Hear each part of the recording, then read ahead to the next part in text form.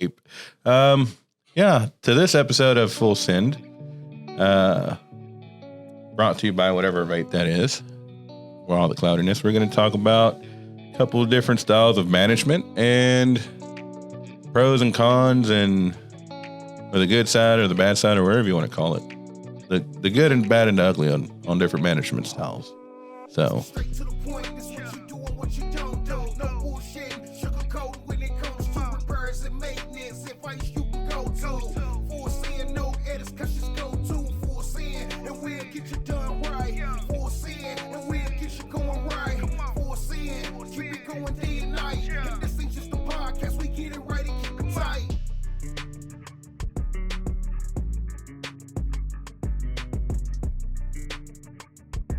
What's up, guys? This is Juan. This is Kiefer.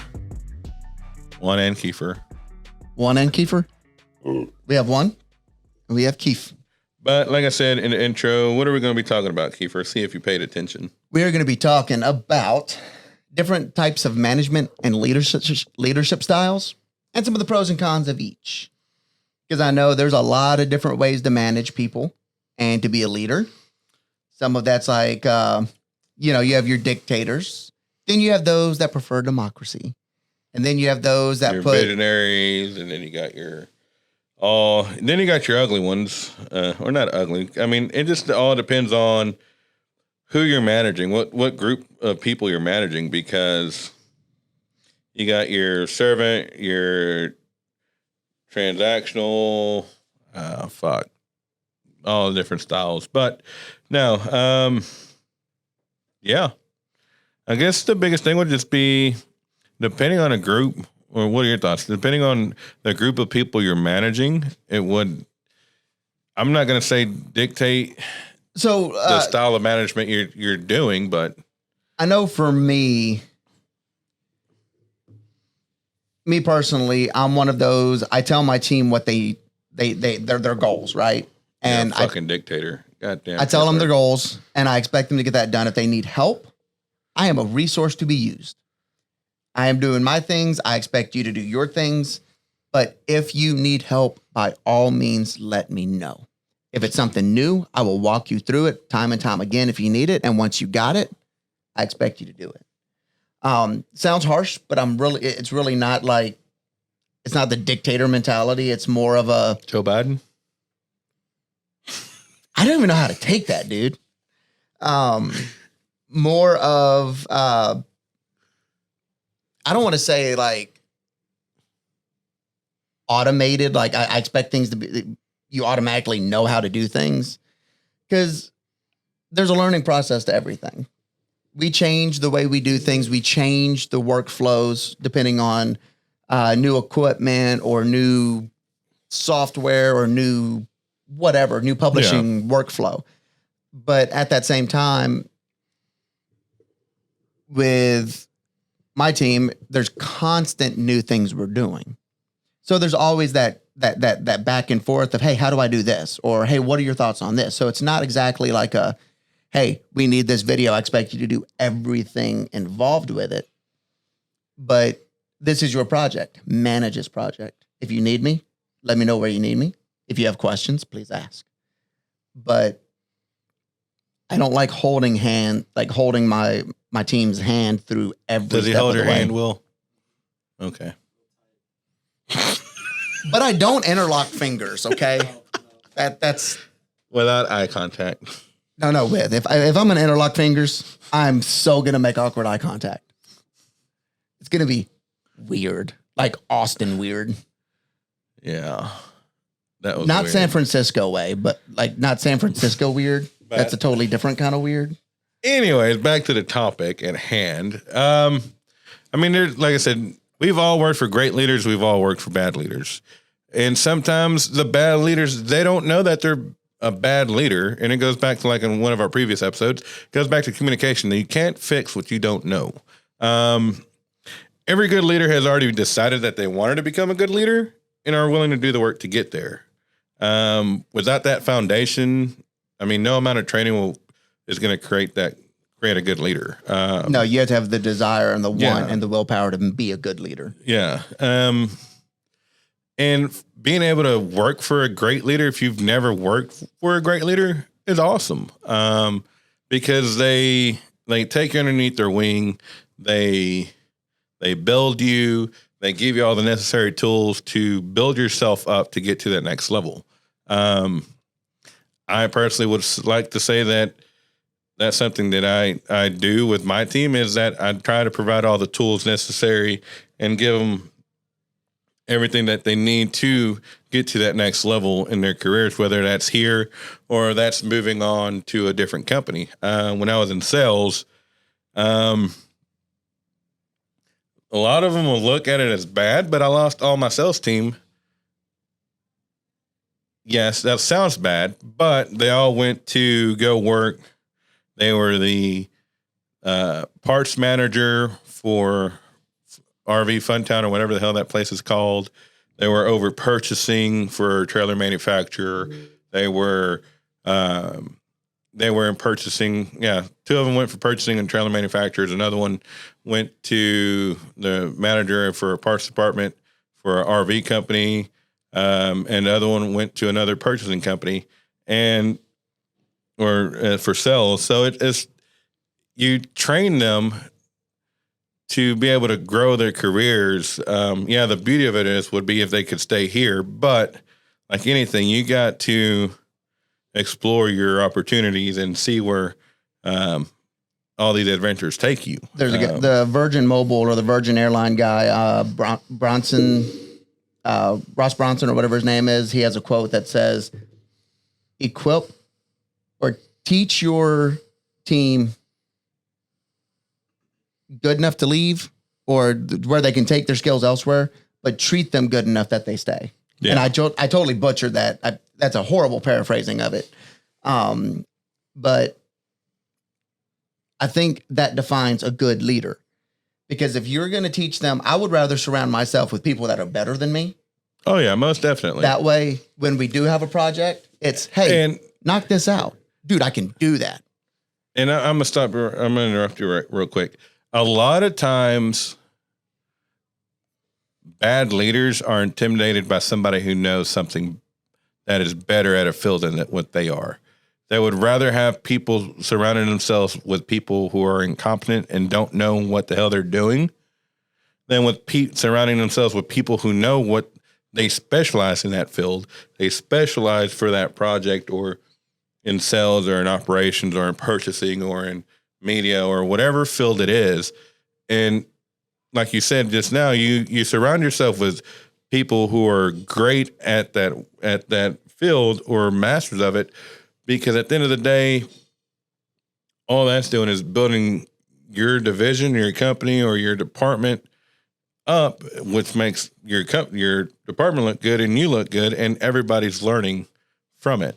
And it adds strength to your team, because that person can mentor. That person can share that skill set. Even if I have a graphic designer / photographer, and then I have a videographer. If that videographer can teach some of those skills to the photographer, well, then I have two people that can run a camera. If that graphic designer can teach some Illustrator or some Photoshop tips to that videographer, well, then my whole team becomes more dynamic. Where if you have a guy that strictly is purchasing, and that's all he does, but he shares some of that knowledge with the guy that actually stocks the inventory, and they can swap some skills and work together, that becomes more seamless, right? The inventory and purchasing. So the inventory guy may never actually purchase anything, but has an understanding of how that works, when it needs to be purchased. And it's, hey, Brandon, we need this. Or, hey, Jimmy, I noticed this. And it becomes a cohesive unit. You get out of that, like our previous episode, that island mentality, and you're sharing skills, you're sharing workflows, you're sharing your responsibilities and teaching others how to do it. And it makes that whole division grow stronger, because they're relying on each other and helping each other and becoming like almost interlocked to where everybody can do anything. Oh, yeah. Right. So yeah, that's my thought on that. But so we actually have what are some of the best types of leadership across the board that, I mean, you got your visionary, which I mean, being a visionary is being that style of manager or leader. I mean, they communicate the purpose and the direction, yeah, and their team takes it and goes with it. Yeah. Then you got your, which is close to what I kind of explained earlier. Yeah. Then you got your democratic management style. I mean, the majority rules, black and white. Which isn't a horrible thing, but if you have, I think in a HubSpot article that we were reading earlier, they put democratic as like one of the best management styles. But that's if you have like employee-owned company, or you have the board of directors that you have to go to and they have to help make decisions. But that, I don't think that works for every single company. I know with EOS, the way we implement things, we have our leadership team. So you, Caitlin, and Lacey, and Tyler, y'all come up with the company rocks, right? What is the overall company goals? And then y'all come up with on your own personal rocks that help with that goal. And then you bring it to us in our departments. So Lacey brings me mine, the department goals that she's working on. And then we come up with ways to help with that. If we were just free, willy-nilly coming up with things that we wanted to do without a direction, and it was a democratic, all right, we're all going to vote, we would tank the ship really quick. So I don't think that's a really great way, unless like for higher up management in humongous companies. I think that's great. But I don't think democratic would be a way to go. But then also on this list, there's the transformational.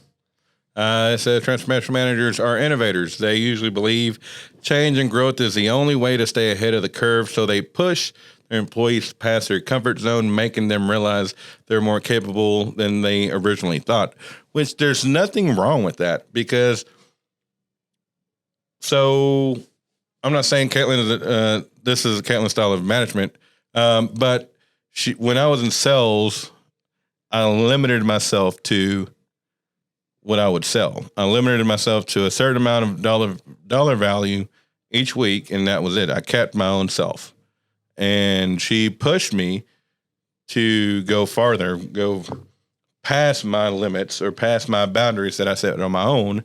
And that's when I really started moving up the ranks, which if you would call that. But going up the ladder to where I'm now is because she pushed me past my comfort zone, pushed me away from my my safe zone, my safe place. Yeah, and I think it's a really good thing, especially in like the creative fields that I'm more accustomed to.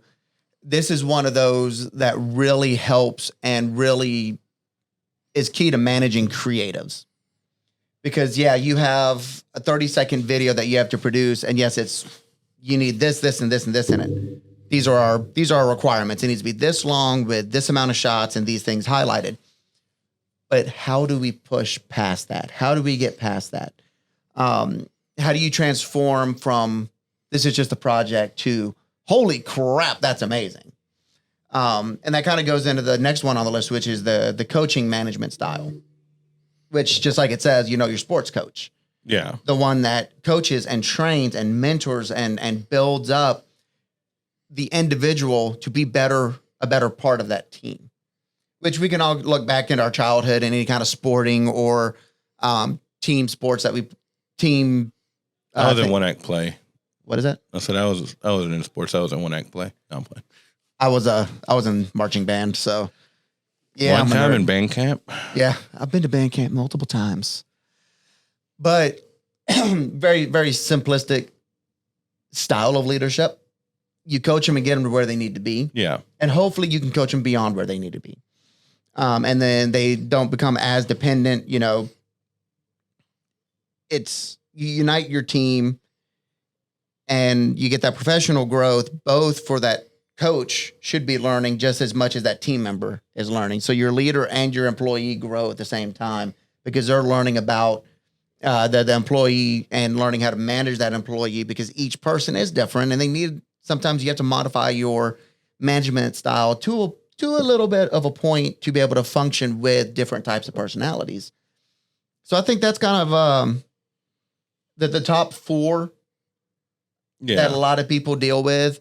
And then we have, we're going to highlight four of them that you may want to be careful with. Yeah. Autocratic, I think I said that right.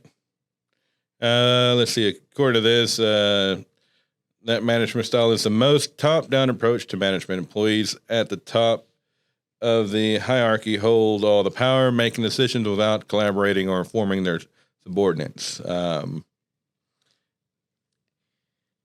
Which unfortunately is what you see a lot of the time in like the big box stores, the retail stores. In your bigger, bigger companies, you start seeing a lot of that. You start seeing, and it's not really that it's the management style for that leader, but it's the mentality for the company. Yeah, and that's when your employees are just numbers. You know, you have 5,000 stores and you work at, store number 1582 and you're employee 3798. Yeah, and there's no personality, there's no connection, there's no growth unless you achieve some big, goal, or you go above and beyond for 10 years, you might get recognized as an actual person. Then you have servant style leadership, which I don't exactly see why that is such a negative thing. But in certain aspects, yes. I can see why they're saying it's a bad thing. Because at the end of the day, in any company, you got to put your personal life aside from your business life, your professional life. So I'm not saying to not put people first, and task second. But when you put your employees' life and well-being over tasks and production and goals. You have to keep that needle moving forward in order for the business to be successful, in order for the business to grow, to reach that next level. You have to be able to look past your employees. And that sounds bad, but you have to see what's going to work best in the long run for the company. And you have to be able to separate personal from business and know that, you have a relationship with this person and they've become a part of your daily life for 10 years.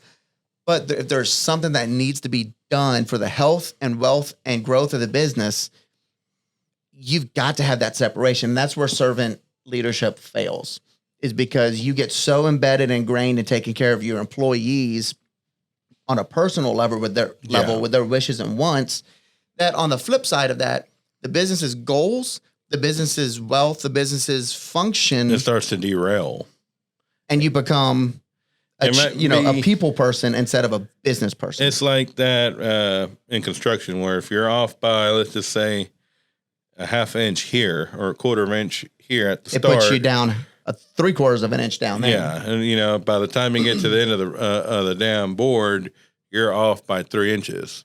So that's a bigger gap, and that's what you don't want in anything, is to create that division or create that gap between teams, between leaders, between management and their workers or their subordinates or their whatever you want to call them.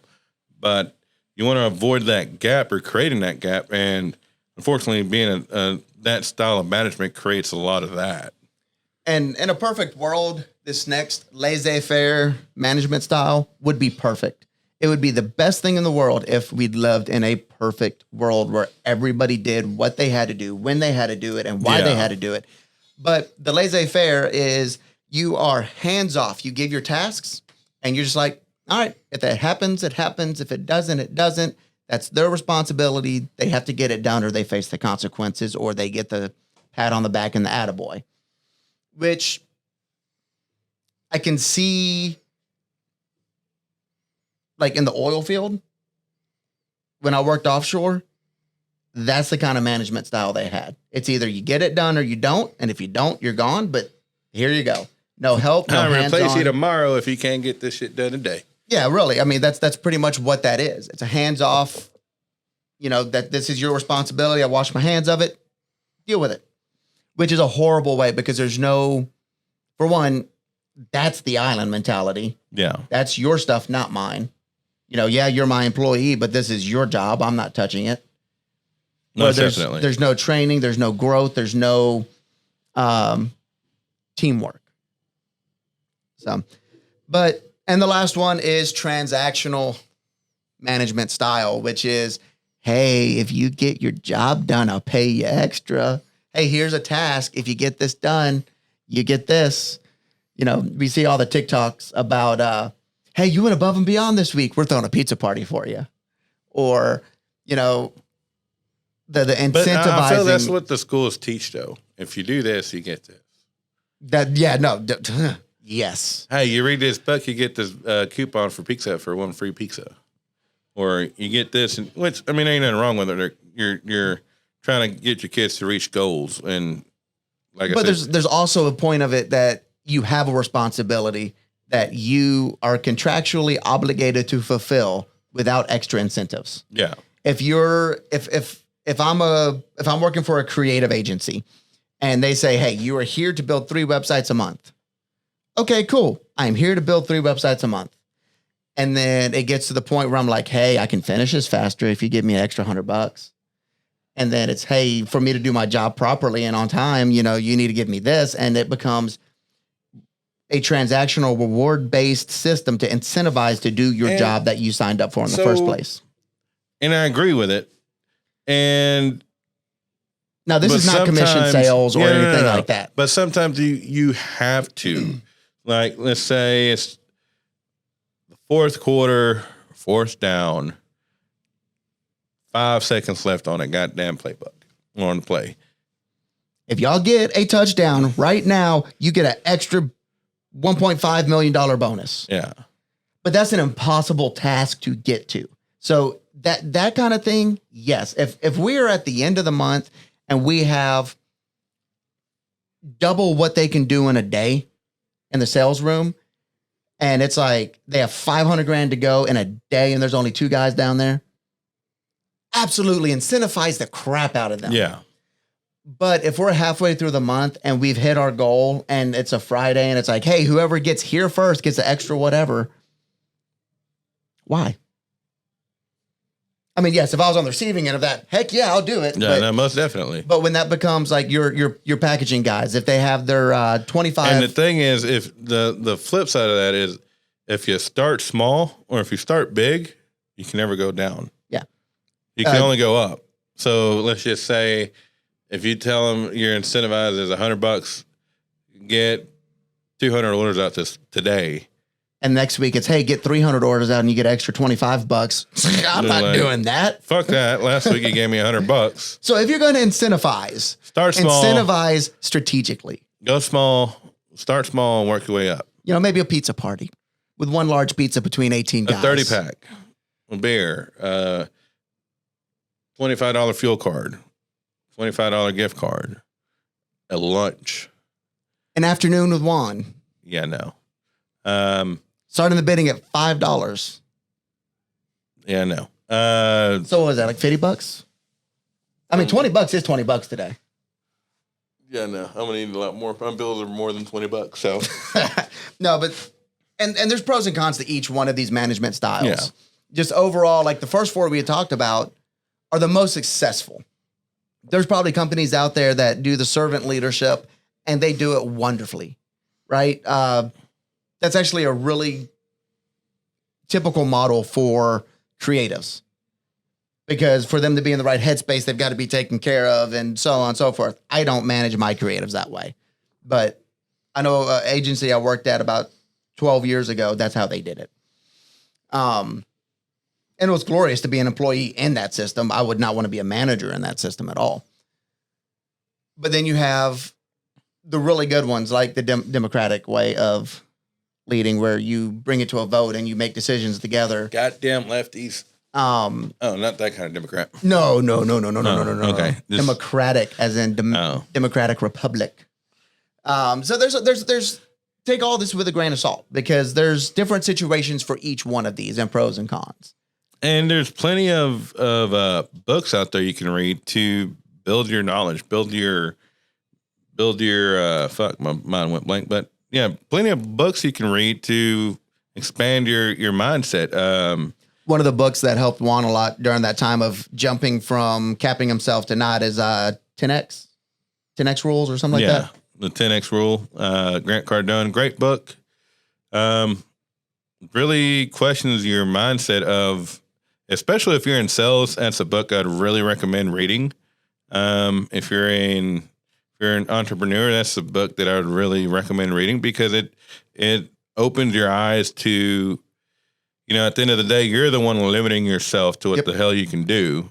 And your biggest enemy is your own self. Nobody's holding you back other than yourself. The person that you look at in the mirror is your biggest enemy. And if you're and do take this, if you fall into one of these leadership styles, don't think that you can't change that either. No, because we opened this up with that little synopsis of, you've got to choose to be a good leader. Nobody knows how to lead naturally. We all learn it from whoever we've been been mentored by or been led by, and then we have to take our own flavor on that and kind of create our own way.